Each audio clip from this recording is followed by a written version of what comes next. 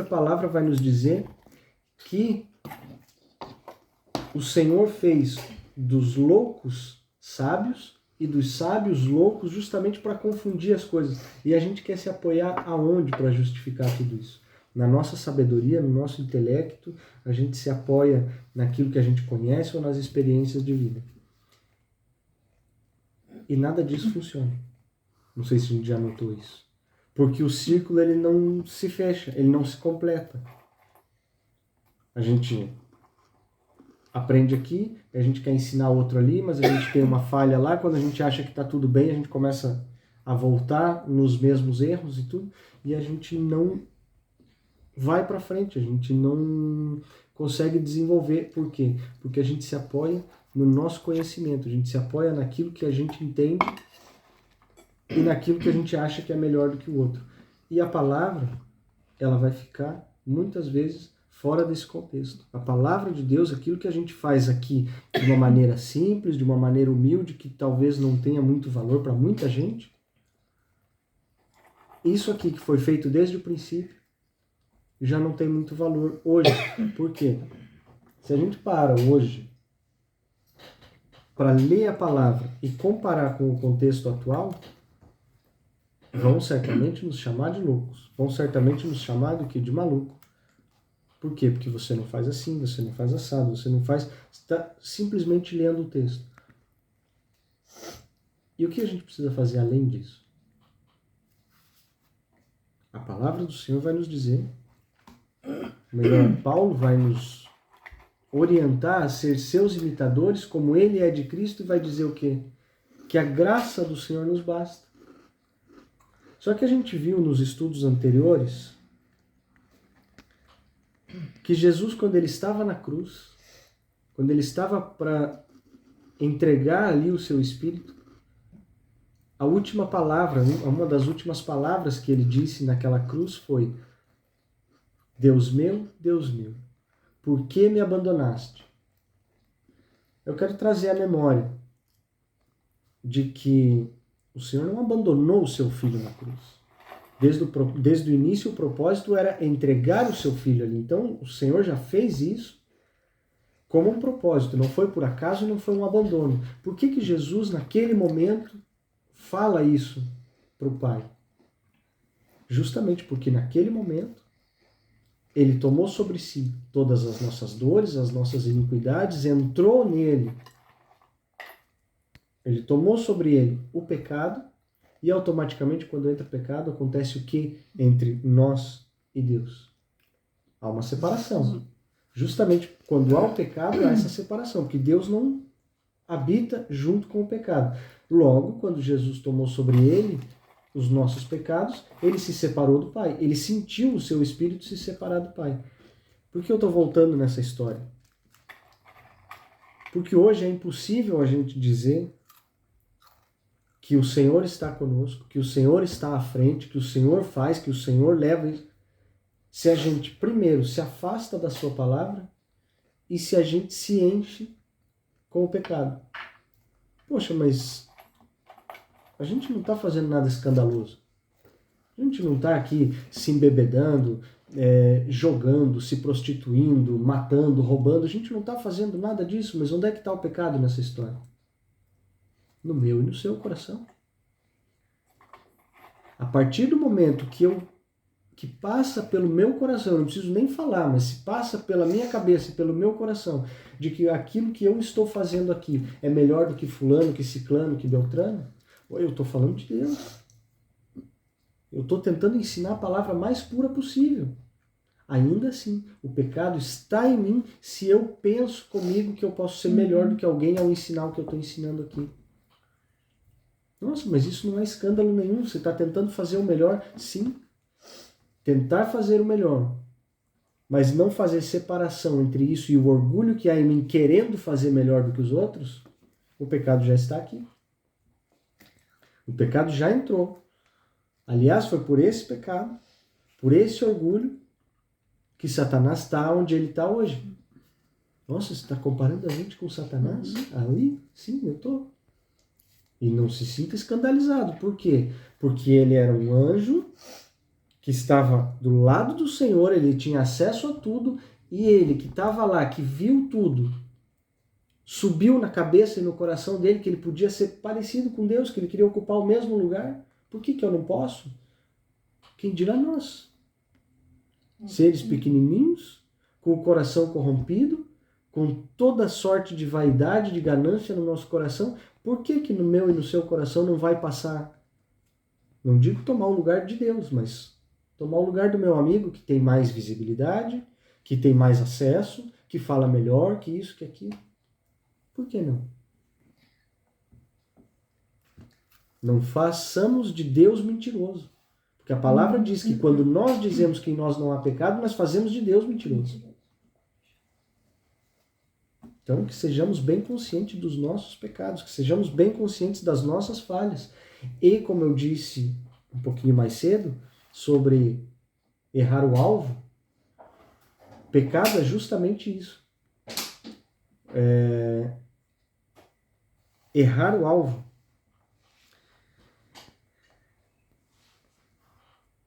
Que possamos voltar os nossos olhos para esse alvo e tentar acertar cada vez mais. Nós não vamos chegar à perfeição, não vamos chegar a ser como Jesus, mas é o que precisamos buscar a ser. Assim como Paulo nos fala para ser seu imitador, como ele é de Cristo, ele bem precisa isso. Não é para imitar o que ele está fazendo, mas é para ter um exemplo de como ele teve o exemplo de Cristo. E assim nos aproximarmos dele e nos afastarmos do pecado. Porque hoje o que a gente faz de melhor? Corrijam-me se eu estiver errado. A gente sempre tenta procurar alguém para ser parecido. Se você começa a andar muito com determinadas pessoas, naturalmente você vai ter características parecidas. No entanto, que depois de anos de casamento, um se torna quase que ali a semelhança do outro. Começa a pegar algumas manias, algum jeito de falar e tudo. E eu comparo, sim, um casamento com mesmo uma amizade, um relacionamento, pastores e ovelhas, e a gente vai tentar se tornar parecido. E é um grande engano isso, é um grande erro. Enquanto um casal, não vou dizer que é um engano, mas isso acontece com o tempo à medida que os dois estão juntos. Mas fora disso, enquanto estamos na igreja, estamos seguindo alguém ali na internet, não sei, ouvindo alguém que fala bem, tem um bom discurso, tem um bom posicionamento, algo assim e tudo, a gente faz o quê? Muitos têm a tendência de tentar usar as mesmas expressões, tentar se aproximar, tentar ser parecido, tentar usar o mesmo jeito de falar, de pregar, de se expressar. E isso é um grande erro. E isso é muito perigoso. Porque a gente vai tentar imitar, a gente vai tentar aproximar as nossas atitudes daquela pessoa. Mas quantos conhecem verdadeiramente essa pessoa que estamos ouvindo? Isso aqui nos estudos eu cansei de falar. Eu falo e repito e tudo. Alguns podem achar muito bom, outros podem achar mediano e outros podem achar até inútil aquilo que eu falo aqui atrás de uma câmera. Para aqueles que acham que é muito bom, eu agradeço, eu respeito e tudo.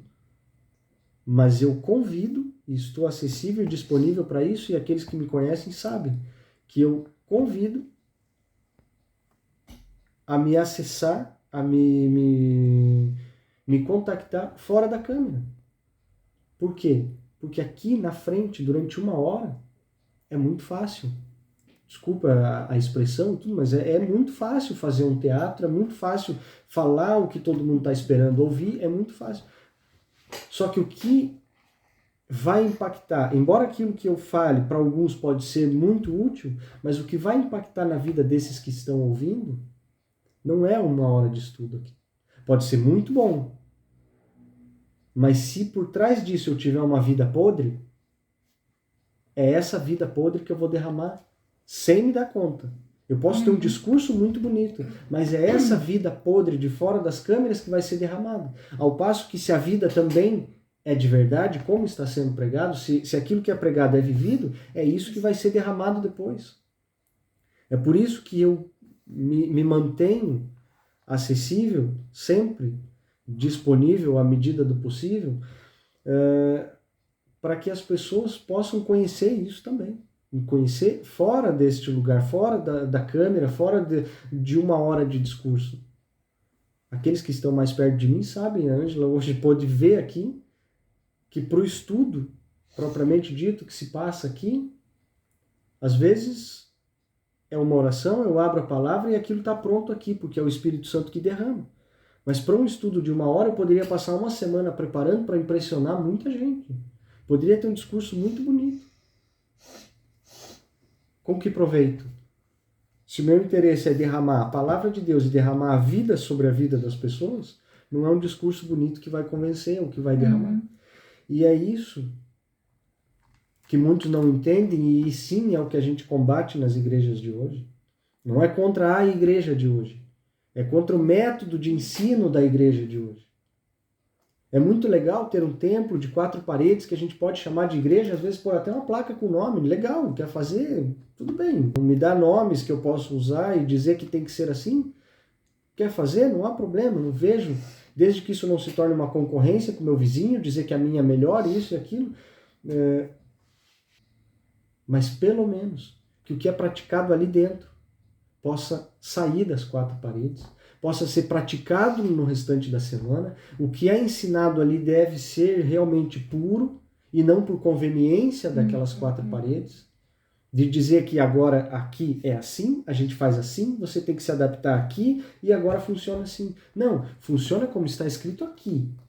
Se tiver escrito dentro da palavra de Deus, lá dentro a gente pratica, não há problema nenhum. Se tem alguma coisa que foge do que a palavra ensina, aí a gente não pode praticar. Só por conveniência.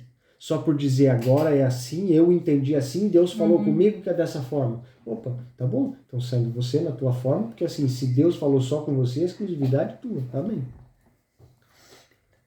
Pode ser que você esteja talvez muito enganado naquilo que você está ouvindo, se é de Deus ou se não é de Deus. Porque Deus ele não vai falar, certamente, isso eu falo sem medo de errar, ele não vai falar uma coisa para uma pessoa que esteja contrária à sua palavra. Que Deus ele não é homem para que... Né? E ele não volta atrás, ele não se arrepende, não se deixa também se escarnecer por ninguém. Então ele não vai falar nada que esteja contrário à sua palavra. Ah, para ser uma igreja precisamos de 4 paredes, de um templo, disso, daquilo. Ok. Que de leve a palavra do Senhor não tem muita coisa. Ela nos traz, sim, um refrigério, ela nos traz uma paz, mas ela não é muito leve, não. Não é muito leve a se digerir, a se praticar. Né? Mas querem fazer e ter um templo para chamar de igreja? Amém. Mas não façam disso um comércio. Não façam disso uma conveniência para si próprios. Porque a igreja, historicamente, lá quando se deu o início do livro dos Atos dos Apóstolos, depois que Jesus subiu aos céus, deixou o Espírito Santo, onde ele veio e tomou todo aquele povo, a base desta igreja era justamente servir a comunidade, servir a população, os órfãos, as viúvas e aqueles que faziam parte desta comunidade, entendiam esse propósito, depositavam aquilo que tinham aos pés dos apóstolos, sem obrigação. A gente não vai ver aqui em lugar nenhum eu dar uma referência me dizendo dessa obrigatoriedade dessa contribuição. Não há isso. Eles doavam-se, davam tudo o que tinham, colocavam aos pés dos apóstolos por amor, para servir os outros, para servir aqueles que não tinham, e cabia aos apóstolos, com a responsabilidade e o temor que eles tinham no Senhor, de repartir isso de igual para igual entre todos.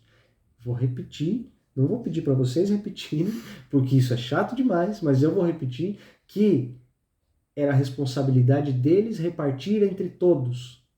Não era, eu vou pegar essa parte para mim, porque eu sou o apóstolo, eu tenho mais direito, eu tenho mais conhecimento, e aí o que sobra eu dou para vocês. Não é isso. Porque não consigo assimilar, entender e muito menos concordar com uma instituição que traz a obrigação aos seus fiéis de depositarem o que quer que seja, como eles quiserem dar o nome, de dízimos, ofertas, isso e aquilo, de depositarem aos pés dos pastores.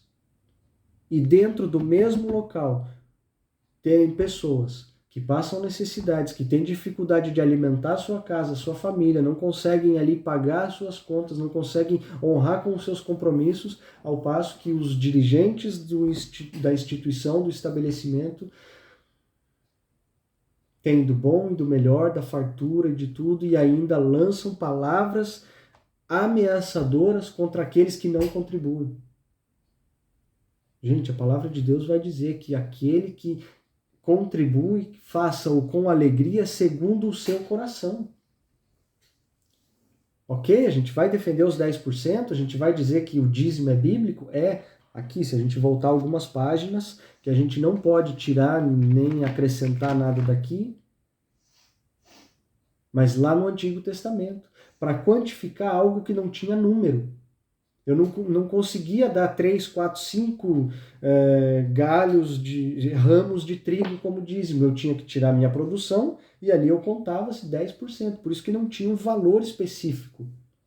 Agora hoje a gente contar até os cêntimos para cobrar do irmão o dízimo, que tem que ser 10% do seu salário, e não é só isso. Você ainda tem que dar mais as primícias e as ofertas e não sei mais o que, não sei mais o que. Onde vai parar tudo isso? E o meu compromisso com a minha casa, com talvez aqueles que sobrevivem com o salário já apertado, eu vou ter que dar primeiro na igreja, instituição igreja, para depois eu vir servir a minha casa? Então, quer dizer, eu tenho que tirar de mim para dar primeiro para a igreja? Que negócio é esse? Eu não vejo isso aqui. Eu não consegui localizar. Mas eu não me permito ser enganado, muito menos enganar e ver os outros enganarem outras pessoas, usando textos fora de contextos e ainda trazendo um fardo que eles mesmos não carregam e atribuindo isso a fiéis que têm dificuldade de se manter por eles mesmos dentro das suas casas. Se a gente voltar aqui algumas paginazinhas daquilo que a gente já estudou lá atrás, quem fazia isso, antes mesmo da morte de Jesus, a qual Jesus confrontava fortemente isso, corrija-me se eu estiver errado, eram os fariseus. Imputavam penas duras àqueles que caminhavam com eles, mas eles não praticavam. E a gente vê isso hoje dentro das igrejas. Ah, poxa vida, o Murilo está ficando maluco, ele está contra tudo, contra todos, ele está combatendo tudo. Não. Estou combatendo essas práticas. Estou dizendo que essas práticas aqui são práticas de fariseus. As práticas de hoje são as mesmas praticadas lá atrás. A única diferença é que hoje levanta uma bandeira escrito Jesus, chacoalha e fala assim, eu sou do bem, eu sou cristão. Gente, sério?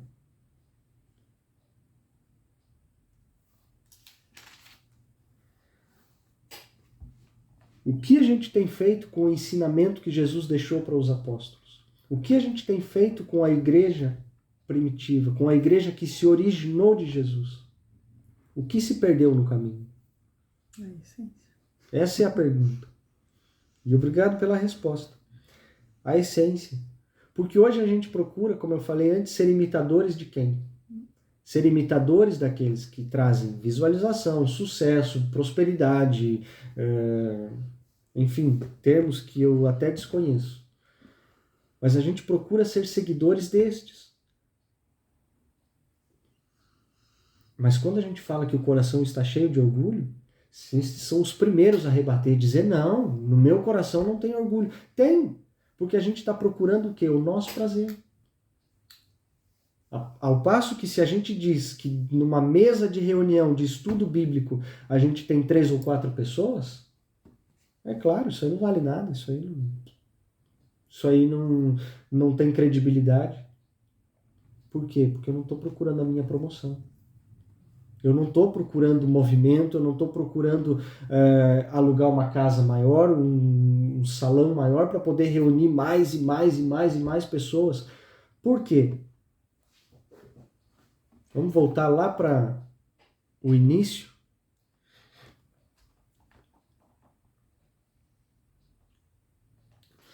Quando ficou muito pesado para Moisés administrar todo o povo, o sogro dele veio do lado dele e falou: ei, você não dá conta? É 10, é 20, 50, 100, todo um povo começa a crescer, você não dá conta.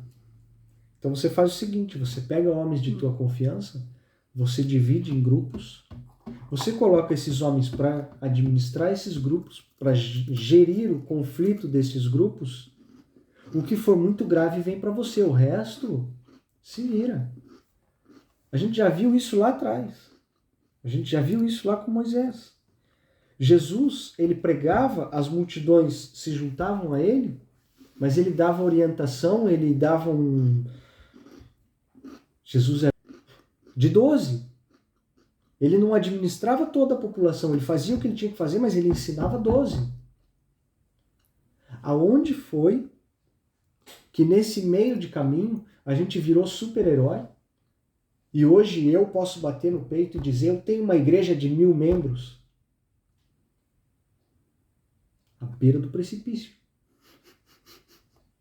Porque a tua igreja pode ser enorme, pode ser representativa numa sociedade, amém, e eu não sou contra isso. Mas desde que os teus 1000 membros sejam muito bem assistidos. Dentro desses 1000, eu acredito que deva ter grupos de 100, grupos de 50 e pessoas capacitadas, sérias, para cada um. Agora, vim falar para mim. Tudo bem, não é muito difícil, né? Com pouco conhecimento, pouca teologia, pouca experiência, o que mais quiserem colocar pouco, não tem problema. Mas vim falar para mim que um pastor é capaz de dar conta, sozinho, de uma igreja de mais de 100 pessoas, tenho um pouquinho de dificuldade de acreditar. Você pode administrar uma empresa de 100, 200, 500, 1000 pessoas. Você pode ser o gerente desse estabelecimento. Mas eu duvido que as vidas vão ser cuidadas. Pastoreio, discipulado, ele deve ser feito assim. Tete a tete. Ah, mas como é que eu vou visitar 1000 pessoas ao mesmo tempo? Não, você não precisa visitar 1000. Você tem que ter uma equipe do teu lado que seja capaz de visitar 10 numa semana, 10, outra pessoa que visite mais 10, outra que visite mais 10. Aí a gente pode começar a entender que a coisa funciona. Você dizer que tem uma igreja de 1000 membros, você tem um corpo de líderes de 3 ou 4 pessoas que não saem da tua cola, que não tem mesmo tempo de atender aqueles que precisam. Não sabe nem o nome das pessoas que passam na porta? Para mim são só números. Para mim são só números. De novo eu digo, não sou contra. Não estou dizendo que está errado, ou que é pecado, ou algo assim. Mas se não tiver um tempo para dispor de perto, face a face, cara a cara, com aqueles a quem a gente acompanha, aqueles a quem a gente serve, como é que eu posso dizer que eu pastorei? Como é que... Agora eu vou virar, eu gosto de olhar as coisas dessa forma, de pegar o tabuleiro do jogo e virar de lado, para não atacar só um, né? Não dizer que eu estou atacando só um lado. Não só o pastor não tem essa capacidade, mas como que os membros têm a capacidade de confiar numa pessoa assim a quem elas não conhecem a vida? Por quê? Por causa de um bom discurso no domingo de manhã? Ou só porque a igreja... Ah não, mas se tem 1000 pessoas quer dizer que é bom. Não, não é. Coca-Cola todo mundo toma, é um veneno. A gente sabe, é gostoso, eu sei, faz bem quando a gente toma ali, dá uma sensação de alívio, de prazer, mas é um veneno. Não é porque a igreja tem 1000 ou 2000 pessoas que o pastor é gente boa. Desculpa. Não é. Não é porque eu tenho 3 ou 4 à minha volta que eu sou melhor. Não, não é. Aquele que é o melhor está aqui. E a gente tenta seguir o seu exemplo, ensinar e viver aquilo que ele ensinou, que por sinal é difícil. Então não se trata de ter um tempo, não ter, quantas pessoas tem, quantas não tem, se a gente recebe para isso, se não recebe para isso. Então, quando a palavra de Deus, quando a essência vai embora, quando aquilo que deveria estar na frente, ele fica em segundo plano, tudo aquilo que a gente faz atrás disso é vaidade e é orgulho. Por quê? Eu quero fazer o melhor, eu quero pregar melhor, eu quero ser o mais bem visto, eu quero ter mais pessoas ao meu lado. Mas aonde está a minha preocupação com essas pessoas que estão ao meu lado? Aonde está a minha preocupação com as vidas que estão realmente se aproximando? No nosso grupo, no nosso estudo aqui, eu confesso que eu tenho uma falta de contato. Não vou me tirar a minha falta de contato com aqueles que me acompanham. Mas eu e a minha esposa, que está aqui na minha frente, a gente tem uma política muito bem definida com relação a isso. Ela se ocupa das mulheres e eu me ocupo dos homens. Ponto. Ângela, perdão, você não vai receber uma mensagem minha toda semana. Oi, Ângela, como é que você está? Então, eu pergunto para ela. Não, é sério, essa é a nossa política, a nossa organização e tal. Há quem critique, há quem não concorde e tudo, e eu respeito da mesma forma. Mas para nós sempre funcionou. Acredito eu que é um tanto respeitoso, tanto da minha parte com vocês, quanto da parte de vocês comigo e tudo. Falo isso aqui porque eu sei que depois vai ter gente assistindo também e tudo, mas a Deleia não vai receber uma mensagem minha no particular ali toda semana querendo saber como é que ela tá e tudo. Por quê? Porque são mulheres e eu vou fazer isso com os homens. Ponto e vírgula.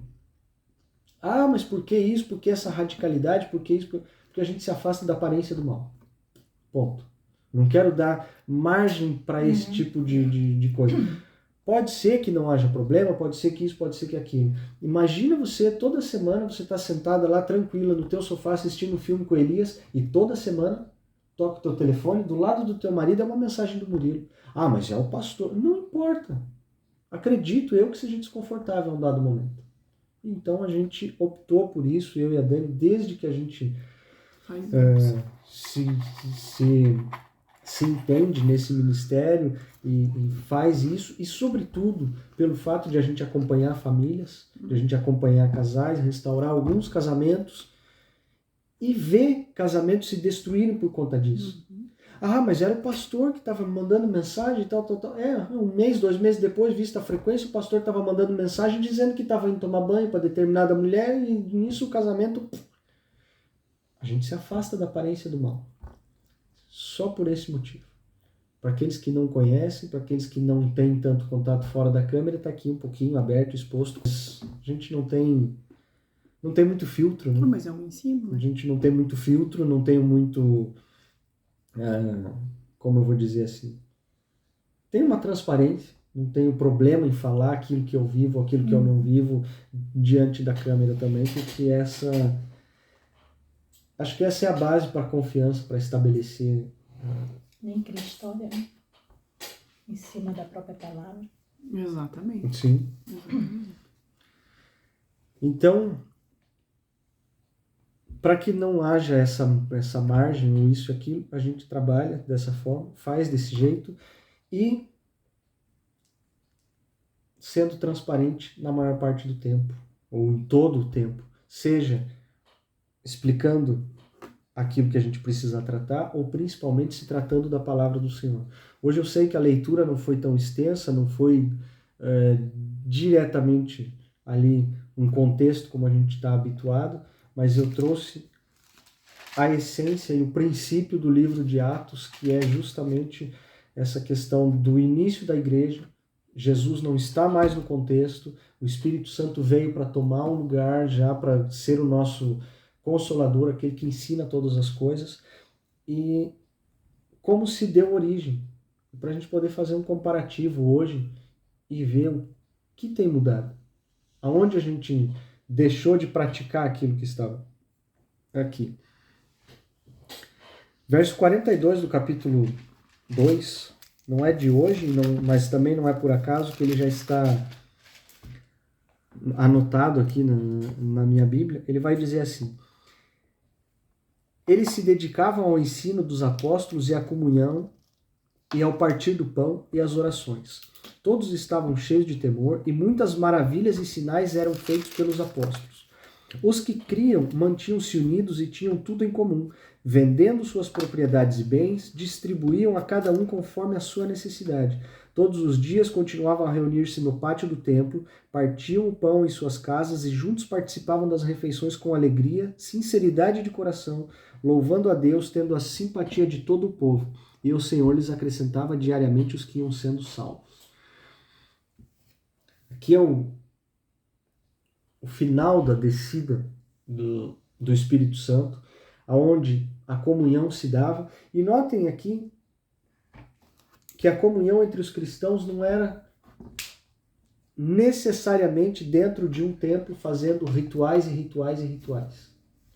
Como hoje a gente vê cultos de 3 horas, 2 horas e tal, que tem que iniciar assim, tem que ter isso, tem que ter aquilo, tem que ter aquele outro.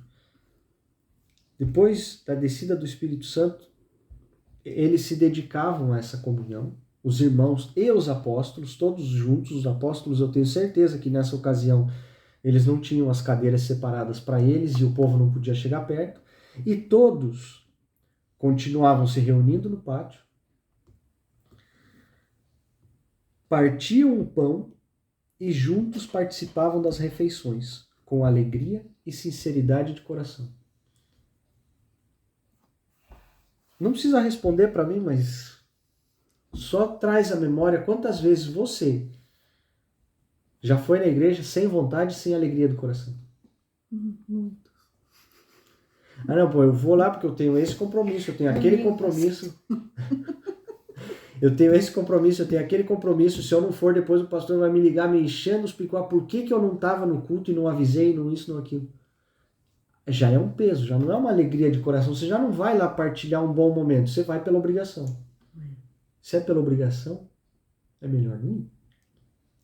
Pô, meu Deus, de novo você está contra a igreja falando para não ir? Não, não estou contra. A favor da igreja, na verdade. Mas se você está fazendo isso por obrigação, porque alguém está te impondo que você deve ir, você já tem de segunda a sexta, ou até de segunda a sábado, ou às vezes de domingo a domingo, o teu trabalho que te impõe de estar lá naquele lugar em determinada hora e tudo. Aí a igreja, que é para ser algo são, que é para ser algo leve, que é para ser algo para edificar, se você vai com peso, você não vai edificar, você já vai contra aquilo, você já vai, puxa, mais uma vez. E aqui eles faziam o quê? Com alegria e sinceridade no coração, louvando a Deus, eles iam fazer o quê? Partir o pão e as refeições. Claro. Orar, louvar a Deus, como diz aqui, louvando a Deus e tendo a simpatia de todo o povo. Então você vai orar, você vai consultar o Senhor, você vai louvar o Senhor, você vai ter um tempo de comunhão, não com peso, não por obrigação. Mas tudo se dá, como a gente via nos ensinos de Jesus, como a gente vê na descida do Espírito Santo, tudo se dá em torno de uma refeição, em torno de uma mesa. Ao passo que hoje a gente vai em determinados estabelecimentos, e me corrijam se eu estiver errado mais uma vez, existe um ritual tão bem preparado para aquele estabelecimento que ele te leva a um estado de espírito que você não se sente mais nem naquele lugar. Ele já é tão preparado para te envolver naquilo. Se ele é bem preparado, quer dizer que não é espontâneo. Se ele não é espontâneo, ele não é do coração. Ele já é preparado para te induzir a fazer algo. Como é que eu consigo conhecer alguém nessa circunstância? Eu não consigo. Ao passo que Jesus, ele ensinava enquanto ele andava na rua, ele ensinava enquanto ele estava comendo. Jesus, ele não tinha um discurso preparado para ensinar qualquer coisa, ele ensinava de acordo com o que a situação acontecia. E hoje, eu acredito muito, porque eu vivo muito nessa linha, nesse sentido. Por que você não prepara isso, aquilo, aquele outro? Tem muitas coisas que não compete a mim preparar. Tem muitas coisas que não compete a mim dizer como vai ser ou como não vai ser. Por mim, hoje a gente estava falando de Lucas 20 aqui, dando continuidade ao contexto. A gente entende o ambiente, a gente entende o contexto, o que está se passando e a necessidade do momento. Sou eu que preparo. Se eu tiver o trabalho de preparar toda vez aquilo que eu vou falar, é mais fácil olhar para Deus e falar assim, ó, Senhor, Senta lá fora, que a hora que eu terminar a gente conversa lá fora. Que aqui dentro quem manda sou eu. E não é assim. E hoje em dia, infelizmente, dentro daquilo que a gente tem por um conceito de igreja, onde somos quase que obrigados a estar ali para ser reconhecido como cristãos, tudo é meticulosamente calculado, a luz, a fumaça, a música, a oração, quanto tempo de cada coisa. E cadê a liberdade do Espírito Santo? O que a gente chama de liberdade do Espírito Santo? Lá no final, quando a gente diz que o Espírito Santo tem a liberdade, que todo mundo começa a correr, gritar como os malucos, dizendo que é Deus. Peraí. Se ele não teve ali desde o início, por que ele vai chegar só no fim? Não era isso que acontecia aqui. Ele desceu no meio da reunião, ele tomou aquela reunião, e ali as pessoas falavam em línguas, ali as pessoas se entendiam, se compreendiam umas às outras, e o Espírito Santo teve a liberdade do início ao fim, sem nada programado, sem nada planejado, sem nada articulado de como deveria ser. Então, gente, desculpa, de novo eu vou repetir. Eu não estou contra a igreja. De jeito nenhum. É são, é bíblico, é necessário ter a comunhão com os irmãos. Mas que seja sério. Mas que seja de acordo com a palavra. Se tem que ser preparado e dito como vai ser do começo ao fim, eu quero induzir alguém a fazer alguma coisa que eu tenho a intenção de fazer. Não aquilo que o Senhor está querendo fazer. Aquilo que o Senhor está querendo fazer, Ele faz. Se ali naquele ambiente ele não encontra espaço, ele vai usar outro para fazer em outro lugar. A obra dele não para. E assim como, por conta de um justo, ou 2 justos, ou 3 justos, o Senhor não destrói uma cidade, Ele não vai destruir uma igreja por conta de 1, ou 2, ou 3 que são fiéis. Embora talvez sejam muitos levados por uma onda, levados por uma moda, mas ainda temos aqueles que são sérios. Ainda temos aqueles que defendem a palavra do Senhor. E que nós, humildemente, aqui possamos ser estes que defendem essa palavra. Amém. Que nós possamos ser aqueles que defendem os ensinos que o Senhor nos trouxe. Mais para frente, nos outros capítulos, outros livros, a gente vai entender o porquê que, com o passar do tempo, estes são de menor em menor número. Porque, por amor ao seu nome, seremos caluniados, seremos difamados, seremos atacados, perseguidos, lançados em prisões. E como a gente viu durante a aula aqui, não é muita gente que quer isso. A gente quer estar bem visto, a gente quer status, a gente quer coisas que agradem aos olhos e o coração. São poucos os que querem ser perseguidos, caluniados, difamados, lançados em prisões e entregues às autoridades. Mas a palavra do Senhor nos disse que por amor ao seu nome, era isso que iria acontecer. Então a gente não pode se surpreender, espantar ou muito menos desanimar se no meio do caminho, um foi embora. O outro não é de acordo. O outro deixou. O outro está falando mal de você. O outro está criticando. Amém. Glória a Deus pela vida desses e saibam estes que a gente os ama da mesma forma. Não é porque não é de acordo comigo que eu vou rejeitar. Não é porque não é de acordo comigo e acha que eu estou falando bobagem que eu vou retribuir na mesma moeda. Não foi isso que Jesus nos ensinou. E não é dessa forma que nós vamos agir. Mas você está contra isso, contra aquilo. Amém, se você acha isso, não há problema nenhum. Mas, por favor, se aproxime da palavra. Está contra mim, não quer escutar aquilo que eu falo, não quer mais nem me ver passar pintado de ouro na frente. Amém, não tem problema nenhum, eu te amo do mesmo jeito. Mas se aproxime da palavra. Se a palavra estiver correta, e aquilo tudo que eu estou falando, aquilo tudo que eu tento transmitir, está incorreto, está contra a palavra, amém, também, e que o Senhor me mostre e me corrija. Eu não tenho problema nenhum em voltar atrás de tudo aquilo que eu estou dizendo.